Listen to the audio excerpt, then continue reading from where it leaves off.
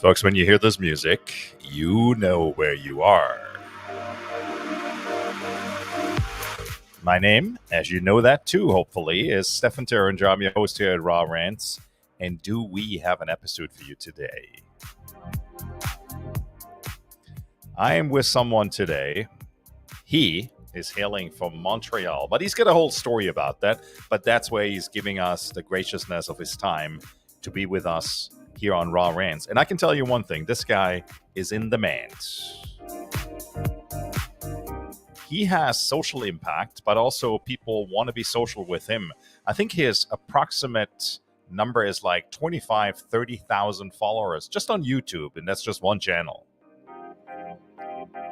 One of the funny things he told me about is I asked him, best pickup line for girls. He says, just sit there and listen. Don't say anything. Mom trained him well. He is actually a professional speaker, and he calls himself a Care Bear about impact. Little funny side fact, he sings karaoke in 4 different languages, and he speaks Tamil, he speaks French, he speaks English, he speaks Mandarin, he sings in Spanish, he sings in Japanese, and in Hindi. Now, I know you guys are all super curious who it is. And here is my best new friend, which every time I talk to him, I laugh. Brenden, welcome. Brenden Kumarasamy. I am so honored to have you here. Thanks for making time to be with me, to be with us, and sharing your wisdom and experience, expertise with all of us, the new friends and the old friends of Raw Rants. Welcome. Of course, Stefan. The pleasure is absolutely mine. Thanks for having me. Absolutely.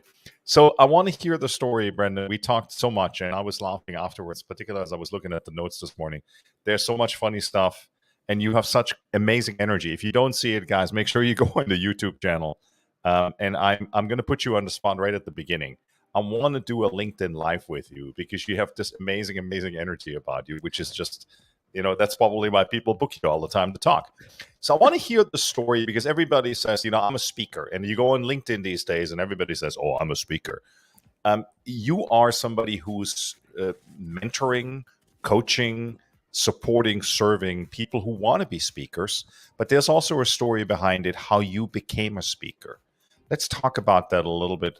And for people to understand your journey and how did Brenden become that superstar speaker who he is today? Yeah, absolutely, Stefan. So it all started when I was in college. I went to business school, and I did these things called case competitions. Think of it like professional sports, but for nerds. So while other guys my age are playing rugby or footy or baseball or any other sport you probably wouldn't see me play, I did presentations competitively, and that's how I learned how to speak. But then what happened was as I got older, I started to coach a lot of the students who were younger than me.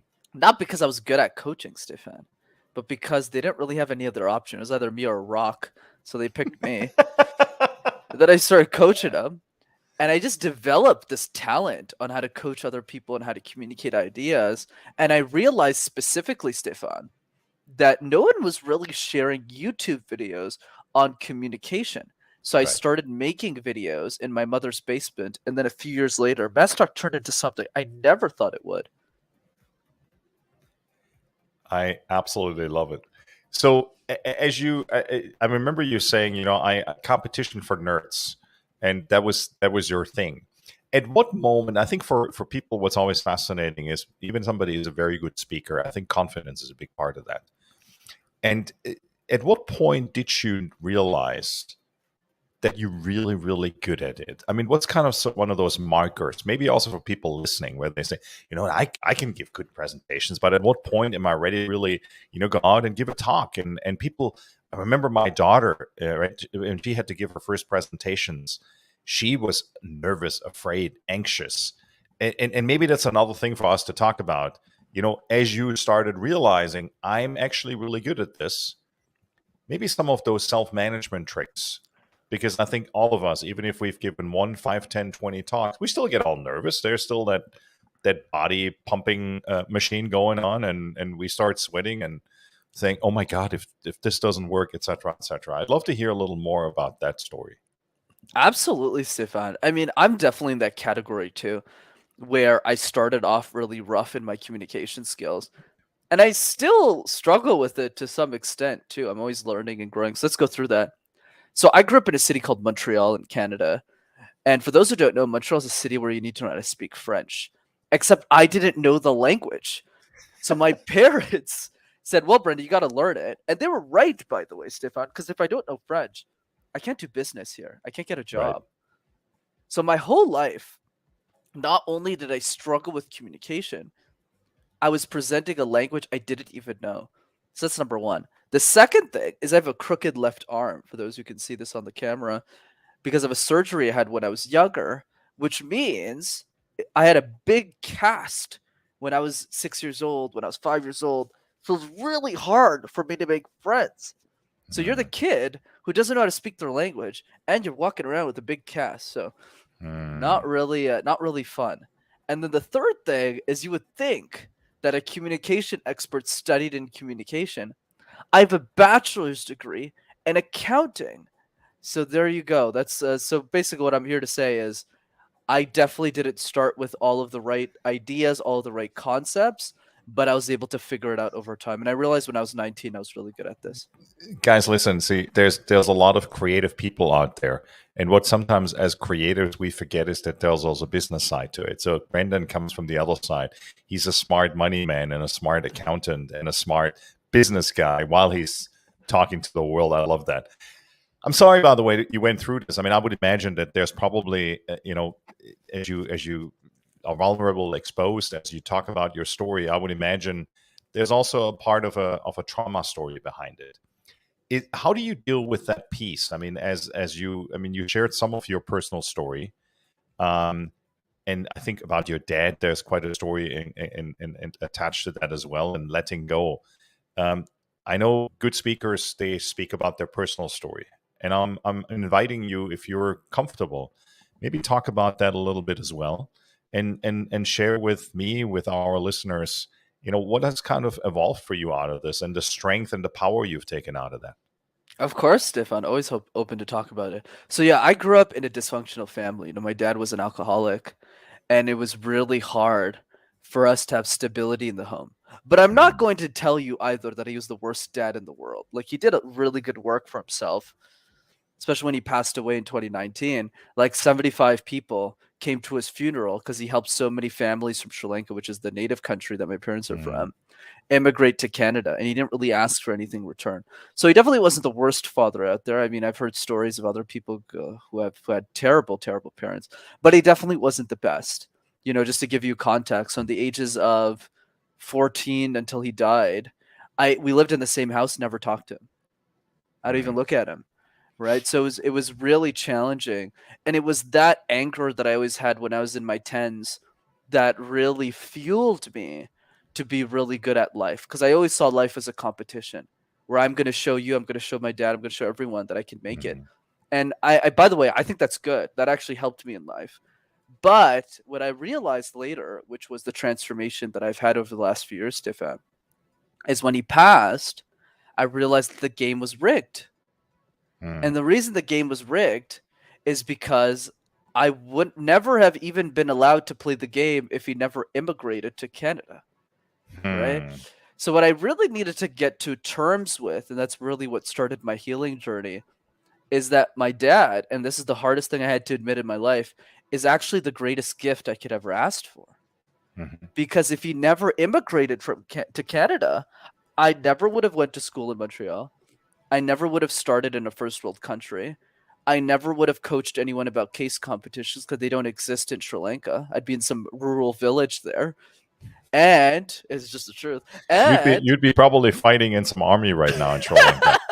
I'm like sorry to hear that your country is going through all that at the moment. yeah, There's it's a going lot through of some crazy. upset and Luckily it's not as bad as the as the press. politics. I was going to Yeah, say as the press is saying. yeah, they always Yeah, especially when you're native, they always yeah, overemphasize it in the yeah. media so they get more I know. clicks, but it's not that bad. I remember that when I was in Bangkok when the red shirts were fighting in the city, and it looked like there's World War III breaking out in the middle of Bangkok. And I actually was staying in a hotel around the corner from where they were, underneath the bridge in the center of town.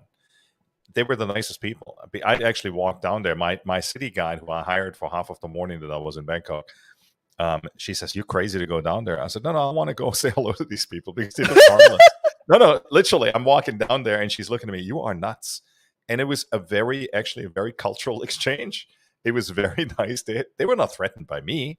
That was about something completely different. And I think the context of those tensions we sometimes really don't understand. And it's not just some belligerent, terrorist act. It's very intentional about change and about how it affects their families. And I think as an outsider, even if you're a local press guy, sometimes I think they just don't get it. I agree, man. I think it's all about the context. So yeah, that's the bottom of the story. When I realized that he was the greatest gift that I could ever ask for, and I started my life, I wasn't the richest guy in Canada. We came from a pretty poor family, but even relative to the rest of the world, I mean, I had water, I had food, I had a Mm. Canadian passport, which would have costed me millions of dollars if I had immigrated there myself. Yeah. So yes, I have a lot to be thankful for. And when I got to that point, I realized that competing against my dad, especially when he's gone, is not the right way to play the game. So I changed the game. No, I love that. I think what I'm hearing, and I went through a similar journey. I mean, I think I shared with you, my dad passed in January of this year, and I think a lot of it is about understanding and forgiveness, and understanding also how did your dad become your dad and your mom, and I think there's kind of just a legacy to that as well. One of the things I'm very curious about. You obviously you were coaching younger kids. You started speaking. You started presentations. You strike me as somebody who is, and I'm going to be a little coach here for a moment. You strike me as somebody who is a bit of a perfectionist, and a bit of somebody who says second best, that's not good enough. I want to really make this special. I want to give an experience in the context of the talk I'm giving or the presentation. Am I correct about that? Definitely. So that also means to me that you're somebody who trains, rehearses, challenges yourself. What are some of the things that maybe for people listening as they are preparing maybe for their first talk, their second talk, or their 500th talk, things that you've learned, things that you can share, where you say, you know what, that's what's helped me become better in competing against myself, not others, but then also that's how I continuously become better. What are some of those tricks of the trade, I almost want to say, that you apply? Absolutely. So let me start by reinforcing what you said, which I think is absolutely right. Even today, Stefan, I don't think I'm the best.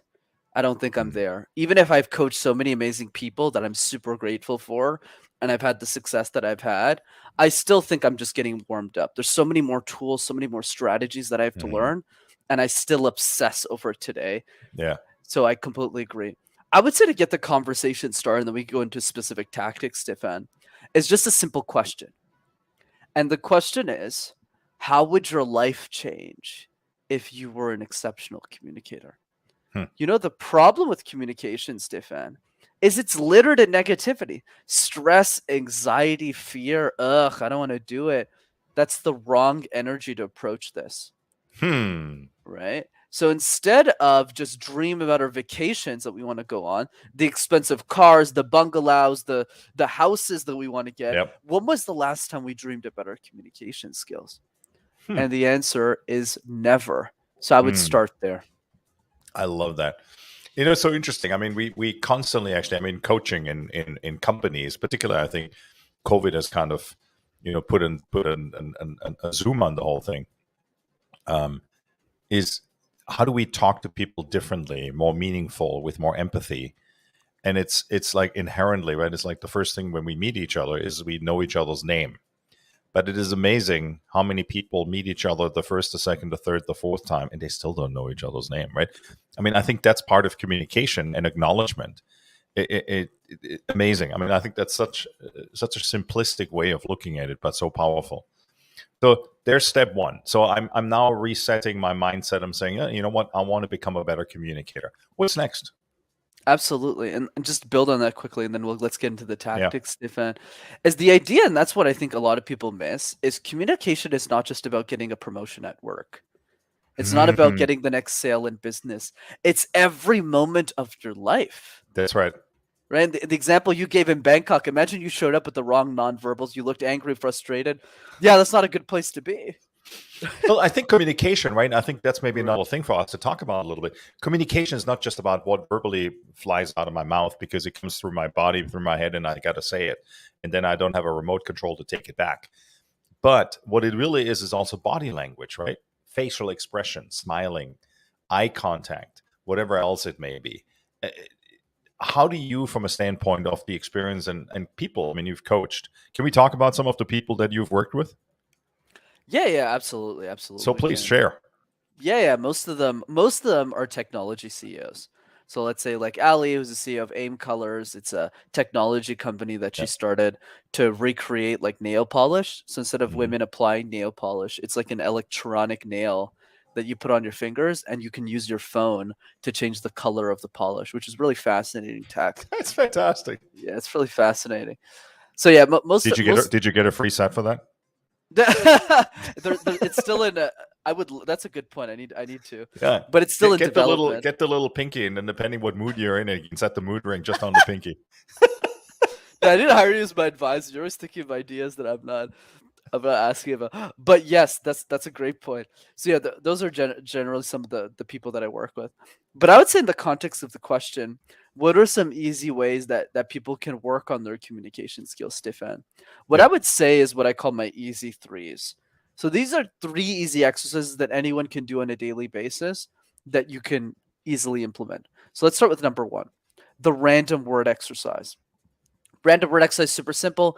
Pick any word, cup, pistachios, walnuts, and create random presentations out of thin air. And what I always tell people is if you can make sense out of nonsense, you can make sense out of anything. Ooh, I love that. Right. Right. So that's number one. And I also recommend you do this with your family.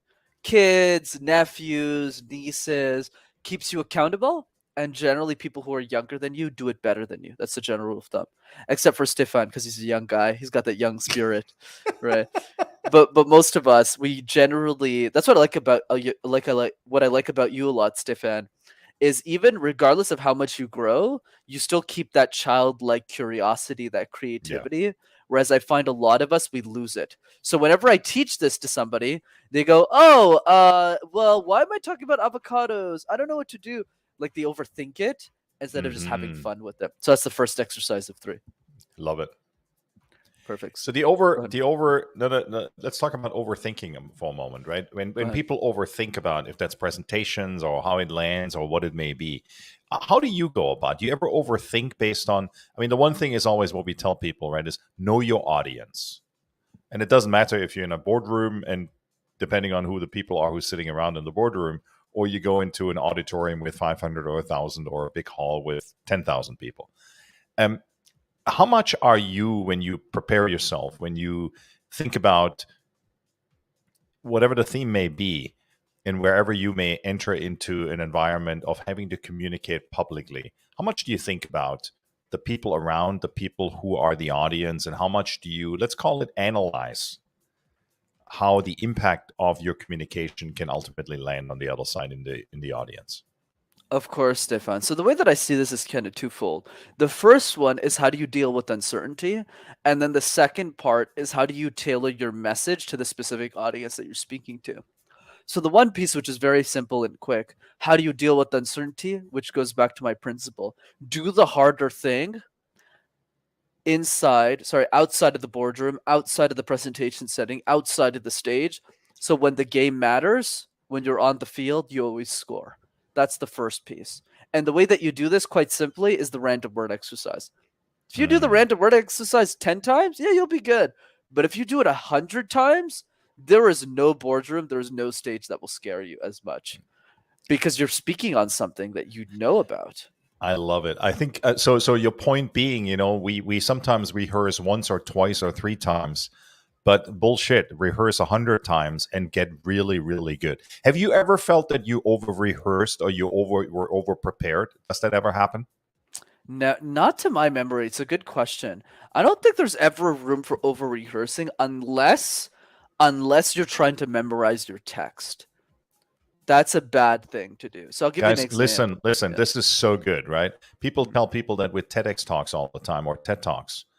Give a TED talk, but don't memorize the text. Memorize context and key points, but not, verbally line by line. That is so good. Absolutely. Like the way I coach people for TED is, and it works for any other presentation, really, Stefan. I call this puzzle. You know those jigsaw puzzles you used to do as kids, Hmm. Hmm. right? So whenever I ask people, you probably know the answer yourself. If you were building a jigsaw puzzle, which pieces do you start with first and why? No question, the corner pieces. There you go. And why is that? Well, because there's only 2 points where you enter into it, and you can just by visualization and the corners, you know where they belong. Exactly. They're And corners. 100% accurate. And they're easier to find in the box because Yeah, you just pluck them out yeah, and then that's you the just put other them. piece. Yeah. Right. But here's the problem, Stefan. We don't do that in communication. In communication, we start the middle. We start shoving a bunch of content in our presentation, and then we ramble throughout the whole thing. And the last slide sounds something like this. Yes, thanks. No, that's wrong. So instead, what you want to do, like TED, this is true, Oh my right? god, that's so good, guys. Right? We're having so much fun here. I love this. Thank you, man. This is so good. Of course, man. So let me close the analogy, or else people will get lost. So the way that we close this, and this is super fun for me too, by the way, is practice your presentation like a jigsaw puzzle. Start with the Yep, corner pieces first. Just do the intro like you did. You prepared the intro for this podcast so well. 50 times. Same thing with the conclusion. Do it 50 times. What's a great movie with a terrible ending? Terrible movie. that's right. Do the ending, then do the middle. Yeah, I love that. It sets. I think. I mean, we talked about context earlier. It sets the context as well. So out of the Brenden threes, we did Brenden one. What's Brenden two? Like you're the first person to call it Brenden 1, Brenden 2. Anyways, great. Okay, so the first was the random word exercise. So we talked about that. Second one is question drills, Stefan. So question drills just mean we get asked questions all the time in our life, right? On a podcast, in a work setting, in a sales call, we always get asked questions all the time. But most of us, Stefan, are reactive to the questions. I'll give you an Hmm. example. When I started my career a few years ago, somebody asked me on a podcast, like one of the best questions. They're like, "Hey, so where does the fear of communication come from?" I was like, I don't know, Los Angeles, San Diego. You you tell me, man. Like I didn't know. Like I was just reactive. So when you're proactive, which most of us aren't, Stefan, you're able to prepare yourself. So what's the advice? Simple. It's just nobody does it. Spend 5 minutes a day. That's all I ask. Take one question that you think the world will ask you about your expertise and write out the answer. If you do that once a day for a year, you'll have answered 365 questions about your expertise. I think it's such an interesting point. I talk, if I may quickly interject this, in my practice, Please. I talk a lot about the pre and post humus, right? We're in companies, we're in even at sports. What we do all really really well is we sit afterwards and we say, "Oh, you sucked there, and you didn't do this, and it's your fault." And I mean, corporate blame is a whole other conversation. But what we never ever do is right, and I think a lot of entrepreneurs also miss that. And if you're listening, pay attention to what I'm saying here because Brenden just reiterated as well. Ask yourself the question: what are all the questions you maybe ask in those 20 minutes of presentations when you're looking for your next 5, 20, 200, or $500 million? A lot of people don't do it. It's absolutely fascinating. It's crazy. Absolutely fascinating. And I would imagine that the people you're working with in rehearsing pitches, talks, presentations, keynotes, other things like that, I would imagine you see it probably all the time, right? Like open question and answers afterwards. Well, every single question that comes in that room, because you're the expert, you should be nailing like blind. Oh yeah, man. I completely agree, especially in the context that you brought up, like with investors or with CEOs or with key accounts. Like really spending the time to nail this, you only have to do it once. Because generally speaking, your company isn't really going to change. Your product and service isn't really going to change if you really know what you're doing. So if you just do it once, you'll be bulletproof. Like let's say this podcast is an example, me as a guest. No one's except maybe you actually, but anyone besides Stefan is not going to ask me what my favorite color is. You know what I mean? No one's What's your favorite asking me color? if you, Just yeah, kidding. so I do you would, but most people they don't. It's always okay, Brenden. Communication. What's up with that? Communication. What can we do? Like it's around my expertise. So Right. eventually, you just know the answer to everything. Yeah. So I just yesterday, the day before yesterday, I saw a video. I think it popped up somewhere on the social media channels. It was about sales. And one of the big things in sales was a lot of times salespeople, if you're listening and you're a sales guy, sales girl, saleswoman, um, they get defensive, right? Customer says, "Hey, so why should I work with you?" And then it kind of that thing without the corners happens, right? We shove everything in the person's face. How do you deal with that? Is that something that you observe and see and you work with companies as well? So just make sure I got that, Stefan. Like sales objections, right? That's what you're talking about. Correct. Gotcha, Correct. gotcha. So I would say for sales objections, absolutely. In the context of two areas. One, the question drill. Are we drilling?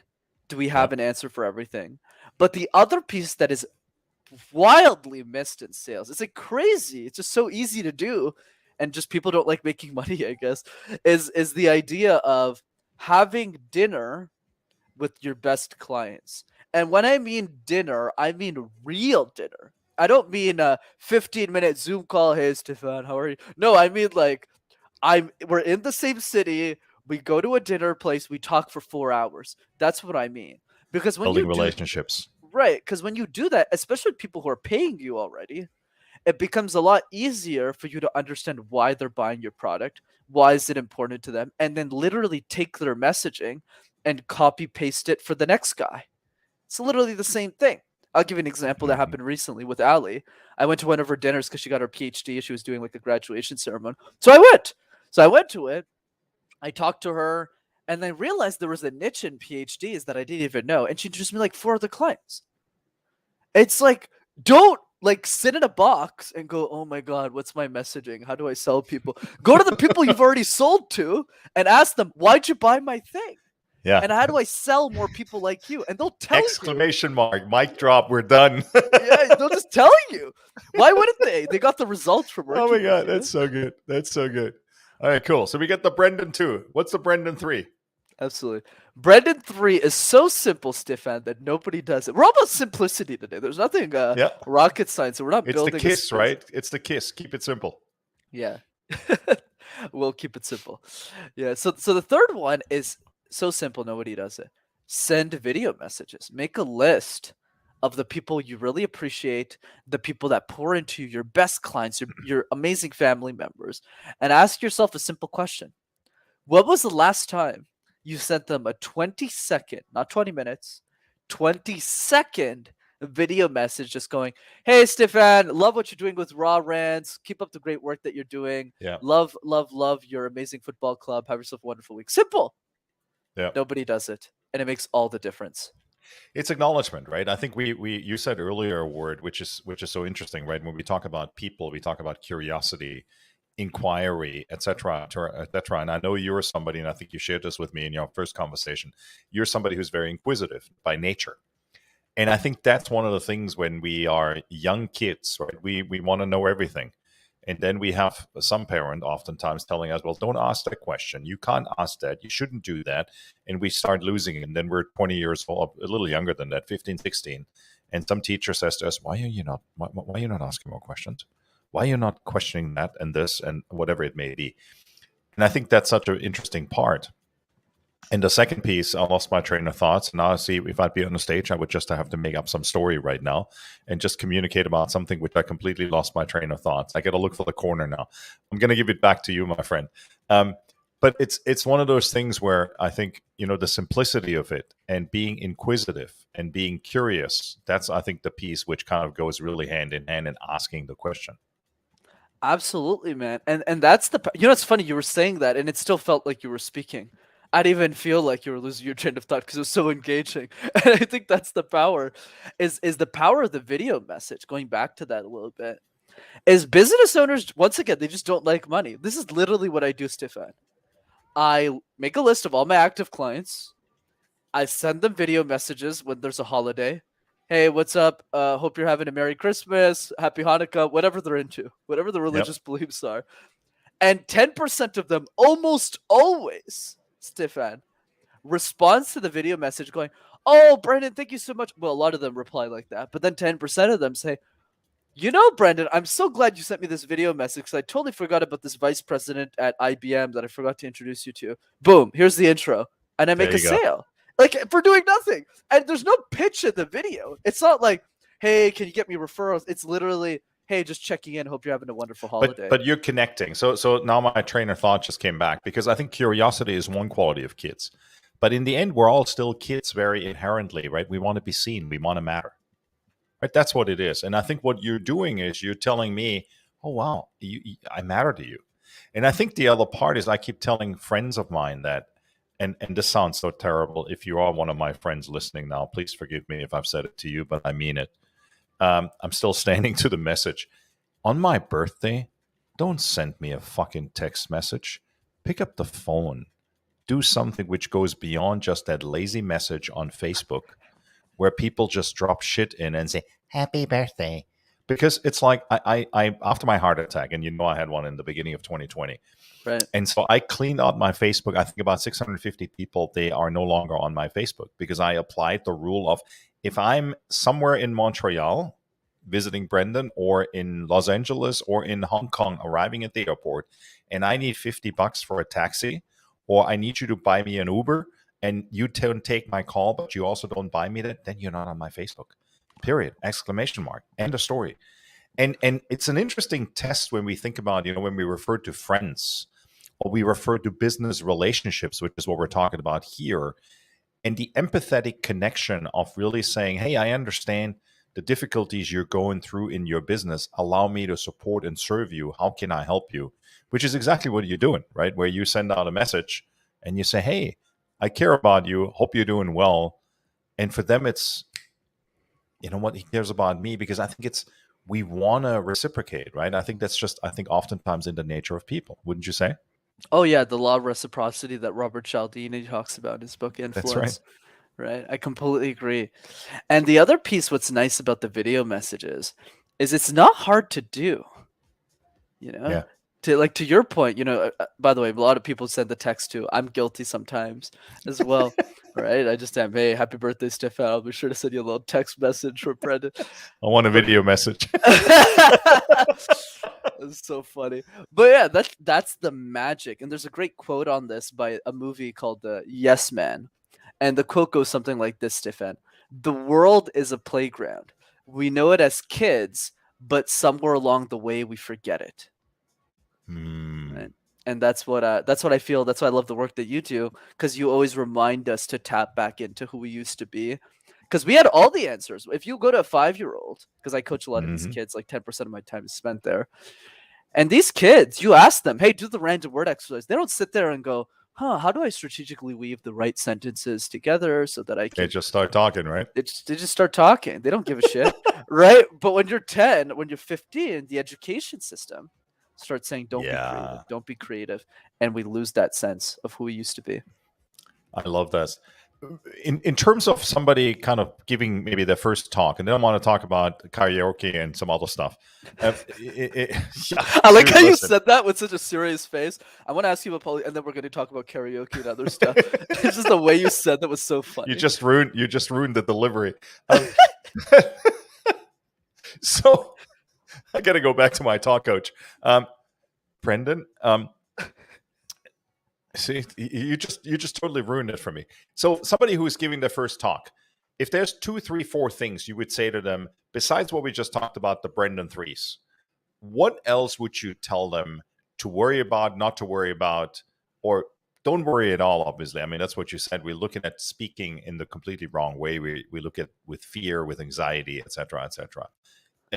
Off the top, new guy you're coaching. I'm giving my first talk tomorrow morning. What would you tell me? Yeah, it's funny, Stefan, that you say this. You might actually not like my answer. My answer is simply, Don't give the talk. if I'm adding, sorry.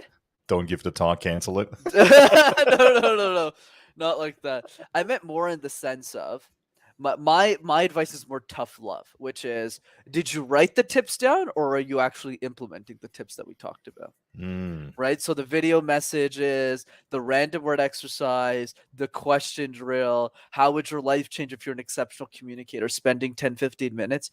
Are you doing that? Or are you just waiting for me to say more tips so you can take more notes? I'll give you an example. One of my CEO clients asked me a few months ago. He was like, Brenden, what book do you recommend on communication? Which is a fair question, by the way. Yep. And I looked at John and I said, let's just call him John for the purposes of this discussion. I said, okay, John, let's play this out. You're a very busy guy. You're managing 40 employees. Let's say I gave you a book. How many minutes a week would you spend reading the book? So he would say, I don't know, Brenden. I'm a busy guy. You're right. Maybe 30 minutes a week. I was like, perfect. 30 minutes, right? So you would give 30 minutes to read this book. And John goes, yes. I say, take the book, throw it in the fireplace, and do the random word exercise 30 times this week. Does that sound good? And he goes, and I go, welcome to public speaking. The best way to speak is to speak. I know that's a mind-blowing thing to say, but yes, that would be what I would say is, are we implementing the advice or are we Yeah. just hearing it? Yeah, it's so interesting. I mean, I always laugh when people say, or people ask, and I'm one of those guys. I get like probably, I mean, hundreds of books sitting around, still old school, right? But I think I read a statistic recently. Most people only, even though they say they read 2 or 3 books a month, they only read about the first 35 to 50% of the book, and then they put it away, and then they pick up the next book, and in their mind, they've read the book. Hmm. It's really interesting. So I think we're fooling ourselves here by trying to be, oftentimes, oh, I'm so intellectual. I read like 3 books this month and I read A, B, C, and D. But if you ask them about if it's a 350-page book and you ask them to quote page number 321, they probably have no damn idea what's even on page 321 through 350. Including me. But it's, yeah, no, listen, I get it. I'm speaking out of my own experience because I have some books. I mean, there's a perfect example sitting in front of me here. I got the answers. The answer is in questions. A fantastic book from an MIT professor here. Love the book, but I'm like 60% through, and it's still sitting there like weeks later. Absolutely. Smart, right? That kind of stuff. So we got to talk about karaoke, my friend. So you told me, yeah, you're gonna sing for us. So you told me that when you go out and party, Brenden parties in 4 different languages when you sing karaoke. Now, the most interesting piece, so I think it's Mandarin, Spanish, Japanese, and Hindi. Is that right?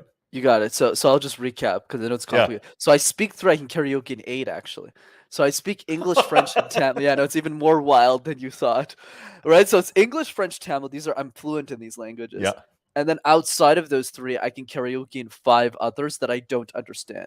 So Korean, Japanese. I almost forget them myself. Hindi, Spanish, and what was it? I think, did I already say Hindi? I think the 5th one is anyway some Mandarin. other language. Yeah, Mandarin. Yeah. So That is yes, awesome. So it's actually in 8 languages, then you sing it at any given moment.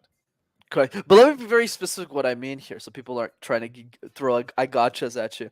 So for me, the definition of karaoke in a language means I can karaoke at least one song of that language. So Mandarin, I could probably do like 2 or 3 because Mandarin is so hard, like the pronunciation. But Korean, I could probably do 5 or 10. Spanish, I could probably do 10 or 15. Right? So it's just different. So Hindi, I could do a bunch, but it's all about I it's love it. different. Like in Hindi, you do then the Bollywood dancing also comes with it too. Like that's always my favorite. It's always my favorite part when I see these movies. The energy behind the music. I have actually a whole playlist still from the time that I was in India, which is like, I mean, pure energy in the car. Absolutely love it. Absolutely I love it. love that.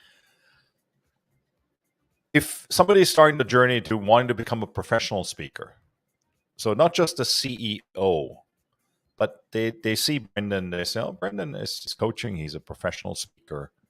What would you tell them?